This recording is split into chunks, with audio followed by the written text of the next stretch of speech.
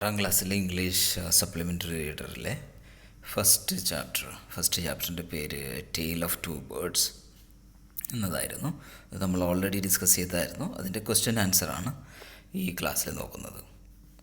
ആദ്യത്തെ ക്വസ്റ്റ്യൻ എന്ന് പറയുന്നത് how did the two baby birds get separated? എങ്ങനെയാണ് ആ ചെറിയ രണ്ട് ബേബി ബേർഡ്സ് സെപ്പറേറ്റ് ആയത്, വേർപിരിഞ്ഞത്? അതിൻ്റെ ആൻസർ എന്ന് പറയുന്നത് A strong wind uprooted many trees. ഒരു ശക്തിയായ ഒരു കാറ്റ്, സ്ട്രോങ് വിൻഡ്. അപ്രൂട്ടഡ് എന്ന് പറഞ്ഞാൽ വീഴ്ത്തുക, അതായത് മരങ്ങൾ വീഴുന്നതിനെ, മരങ്ങളുടെ വേരെല്ലാം പുറത്തു വന്ന് വീഴുന്നതാണ് uprooted. So a strong wind uprooted many trees. ഒരുപാട് മരങ്ങൾ ഈ കാറ്റ് കാരണം വീണുപോയി. Destroyed the nest and killed the mother bird. അതുപോലെ തന്നെ ആ മരത്തിലുണ്ടായിരുന്ന അവരുടെ കൂട് നഷ്ടപ്പെട്ടു, അത് കേടുവന്നുപോയി, ഡിസ്ട്രോയ് ആയിപ്പോയി. അതുപോലെ തന്നെ അവരുടെ ആ അമ്മക്കിളി അത് മരിച്ചും പോയി ആ അപകടത്തിൽ. The wind blew away the two baby birds to the other side of the forest. അങ്ങനെ ആ ശക്തിയായ കാറ്റ് ഈ ബേബി ബേർഡ്സിനെ ആ ഫോറസ്റ്റിൻ്റെ മറ്റേ സൈഡിലോട്ട് പറത്തി കൊണ്ടുപോയി. അതുപോലെ തന്നെ ദിസ് വാസ് ഹൗ, അങ്ങനെയാണ്, this is how they got separated. അങ്ങനെയാണ് ഈ രണ്ട് കുഞ്ഞു കുട്ടികൾ അന്യോന്യം വേർപിരിഞ്ഞത്, സെപ്പറേറ്റ് ആയത്. രണ്ടാമത്തെ question, where did each of them find a home? എവിടെയാണ് അത് കഴിഞ്ഞിട്ട് അവർക്ക് ഒരു വീട് അവർ കണ്ടെത്തിയത്? അതിൻ്റെ ആൻസർ എന്ന് പറയുന്നത് one of them came down near a cave where a gang of robbers lived. അതിലൊരു പക്ഷിക്കുട്ടി ഒരു കേവിന് അരികെ ഒരു മരത്തിലാണ് വന്നത്. ആ മരത്തിൻ്റെ അവിടെ, ആ കേവിൽ റോബേഴ്സ് അല്ലെങ്കിൽ കൊള്ളക്കാർ താമസിച്ചിരുന്ന ആ കേവിനടുത്തായിരുന്നു ഒരു പക്ഷിക്കുട്ടി പറന്നെത്തിയത്. The other stayed outside the rishi's ashram. വേറെ മറ്റ് പക്ഷിക്കുട്ടി എന്ന് പറയുന്നത് ഋഷിയുടെ ആശ്രമത്തിൻ്റെ പുറത്തായിരുന്നു. ആ ഋഷിയുടെ ആശ്രമത്തിൻ്റെ പുറത്ത് ഒരു വെളിയിലായിട്ടൊരു വലിയ മരം ഉണ്ടായിരുന്നു. ആ മരത്തിലായിരുന്നു മറ്റേ പക്ഷിക്കുട്ടി വന്ന് താമസിച്ചത് അല്ലെങ്കിൽ എത്തപ്പെട്ടത്. A little distance away. ആദ്യത്തെ പക്ഷിയിൽ നിന്നും കുറച്ച് മാറി ഒരു ഋഷീൻ്റെ ആശ്രമത്തിൻ്റെ അവിടെയുള്ള ഒരു മരത്തിലായിരുന്നു രണ്ടാമത്തെ പക്ഷിക്കുട്ടി താമസിച്ചത്. മൂന്നാമത്തെ ചോദ്യം എന്ന് പറയുന്നത് what did the first bird said to the stranger? ആ അപരിചിതൻ, സ്ട്രേഞ്ചർ എന്ന് പറഞ്ഞാൽ അപരിചിതൻ, ആ കിങ്ങായി വന്ന ആ അപരിചിതനോട് ഫസ്റ്റ് ബേർഡ്, ആ സ്ട്രേഞ്ചറിനോട് ഫസ്റ്റ് ബേർഡ് എന്താണ് പറഞ്ഞത്? The first bird saw the king and call the robbers to hurry up and take his jewels and his horse. അപ്പോൾ ആദ്യത്തെ ബേർഡ് രാജാവിനെ കണ്ടു, ആ അപരിചിതനെ കണ്ടു.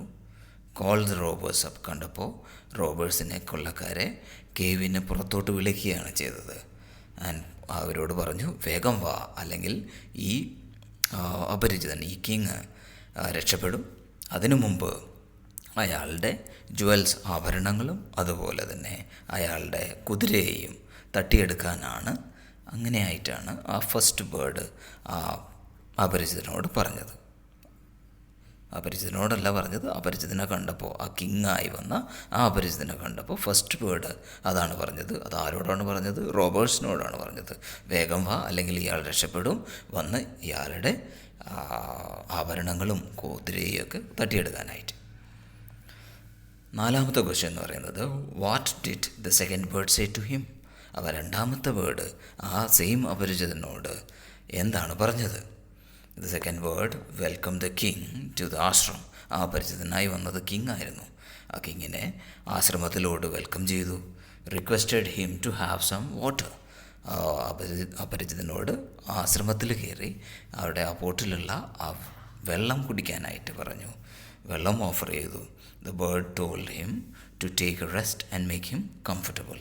അതുപോലെ തന്നെ റെസ്റ്റ് എടുക്കാനും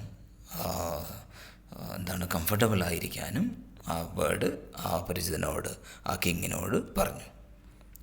അടുത്ത ക്വസ്റ്റ്യൻ എന്ന് പറയുന്നത് how did the rishi explain the different ways in which the birds behaved. Rishi ഈ രണ്ട് തരത്തിൽ ഈ രണ്ട് ബേർഡുകളും ബിഹേവ് ചെയ്തു. അതിനെക്കുറിച്ച് ഋഷി എന്താണ് പറയുന്നത്, ഋഷിയുടെ എക്സ്പ്ലനേഷൻ എന്താണ്? Rishi explained one is known by the kind of company one keeps. Rishi പറയുന്നത് ഒരാളെ നമ്മളെ അറിയപ്പെടുന്നത് അയാളുടെ ഫ്രണ്ട്സ് അല്ലെങ്കിൽ അയാളുടെ കമ്പനി, ആരുമായിട്ടാണ് കൂട്ട്, അതിനനുസരിച്ചാണ് ഒരാൾ അറിയപ്പെടുന്നത്. അപ്പോൾ the first bird imitate the robbers. ആ ഫസ്റ്റ് ബേർഡ് റോബേഴ്സിൻ്റെ അടുത്താണ് താമസിച്ചിരുന്നത്. റോബേഴ്സിൻ്റെ കേവിന് വെളിയിലായിരുന്നു താമസിച്ചിരുന്നത്. അപ്പോൾ ആ റോബേഴ്സ് എന്താണ് ചെയ്യുന്നത്, അതിനെ ഇമിറ്റേറ്റ് ചെയ്യുകയാണ്, അതിനെ അനുകരിക്കുകയാണ് ഫസ്റ്റ് ബേർഡ് ചെയ്തത്. It learned bad things from the robbers. റോബേഴ്സിൽ നിന്ന് ബാഡ് തിങ്സ് ആണ് ആ ഫസ്റ്റ് ബേർഡ് ലേൺ ചെയ്തത്. The second bird repeated what he learned at the ashram. Second bird ആ ആശ്രമത്തിൻ്റെ പുറത്തുള്ള ആ മരത്തിലാണ് താമസിച്ചിരുന്നത്. ആ ആശ്രമത്തിലെ നല്ല കാര്യങ്ങളാണ് ആ സെക്കൻഡ് ബേർഡ്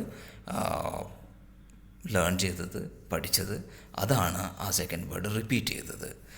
ഇതുകൊണ്ടാണ് അതിനാലാണ് ഈ രണ്ട് ബേർഡ്സിൻ്റെ തമ്മിൽ വ്യത്യാസം, ബിഹേവിയറിൽ വ്യത്യാസം എന്നാണ് ഈ ആശ്രമത്തിലെ ഋഷി പറയുന്നത്. Which one of the following sums up the story. ഈ സ്റ്റോറിയെ സമപ്പ് ചെയ്യാനായിട്ട് ഏറ്റവും നല്ല തലക്കെട്ട്, ഹെഡ്ലൈൻ ഏതായിരിക്കും? A bird in hand is worth two in the bush. അതാണോ? One is known by the company of one keeps. അതാണോ? A friend in need is a friend indeed. അതാണോ? അപ്പോൾ അതിൽ ആൻസർ എന്ന് പറയുന്നത് one is known by the company one keeps. Company എന്ന് പറയുന്നത് കൂട്ടുകെട്ട്. ഒരാളെ അറിയപ്പെടുന്നത് അയാളുടെ കൂട്ടുകെട്ടിനനുസരിച്ചാണ്. നല്ല കൂട്ടുകെട്ടിലാണെങ്കിൽ നല്ല സ്വഭാവമായിരിക്കും, നല്ല മനുഷ്യനായി അറിയപ്പെടും. ചീത്ത കൂട്ടുകെട്ടിലാണെങ്കിൽ ചീത്ത മനുഷ്യനായും ചീത്തയായും അറിയപ്പെടും. എല്ലാവർക്കും മനസ്സിലാക്കാണെന്ന് പ്രതീക്ഷിക്കുന്നു. Thanks for watching.